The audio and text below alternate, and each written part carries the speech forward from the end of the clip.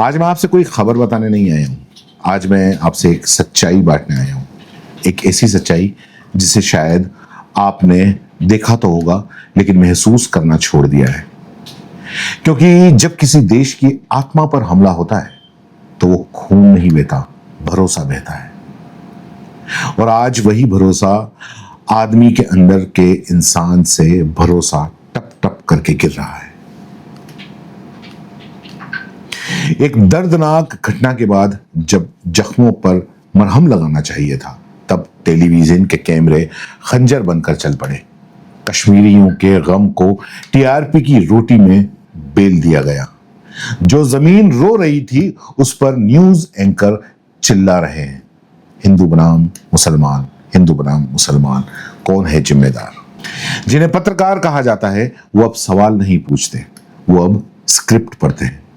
उन्हें स्क्रिप्ट को जो सत्ता की रसोई के अंदर पकती है उनके इशारे पर सच को झूठ में रखते हैं और झूठ को राष्ट्रभक्ति का नकाब पहनाते हैं। कश्मीरियत चीख रही है, हम भी तो उतने ही दुखी हैं। हमने भी तो अपनों को खोया है, हमने भी बचाया है अपने हिंदुस्तानी भाइयों को। लेकिन गोदी मीडिया के कैमरे इस आवाज से मुंह मोड़ लेते हैं, क्योंकि यह आवाज टीआरपी नहीं देती, क्योंकि यह आवाज नफरत नहीं बेचती। आज पत्रकारिता नहीं हो रही, आज पटकथा लिखी जा रही है। स्टूडियो में नहीं, एक युद्ध भूमि में तब्दील हो चुके हैं मीडिया। हर एंकर एक सेनापति है जिसका युद्ध है मनुष्यता, इंसानियत के खिलाफ। लेकिन अभी भी देर नहीं हुई है, अभी भी वो चिंगारी बाकी है। वो भाईचारे का अलाव फिर से जला सकती है। अभी भी वो आंखें नम हैं जिनमें मोहब्बत का पानी बचा हुआ है। मैं आपसे अपील करता हूं, अपने अंदर झांकिए। क्या आप भी इन गिद्धों के जैसे सोचने लगे हैं?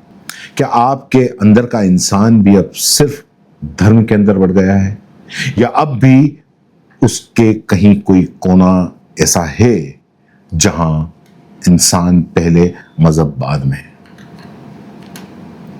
जो हो रहा है वो सिर्फ एक घटना नहीं है, वो एक प्रक्रिया है। आपको धीरे धीरे आदत डाली जा रही है नफरत की, अविश्वास की, चुप रहने की। लेकिन याद रखिए, मौन भी एक पक्ष होता है, और आज अगर आप खामोश रहे तो कल आपकी आवाज भी किसी टीआरपी ग्राफ में दफन कर दी जाएगी।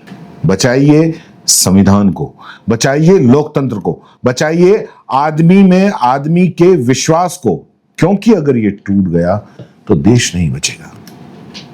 मीडिया अगर आईना नहीं रहा तो वो सिर्फ तमाशा बन जाता है, तमाशा जिसमें जलता है सिर्फ देश।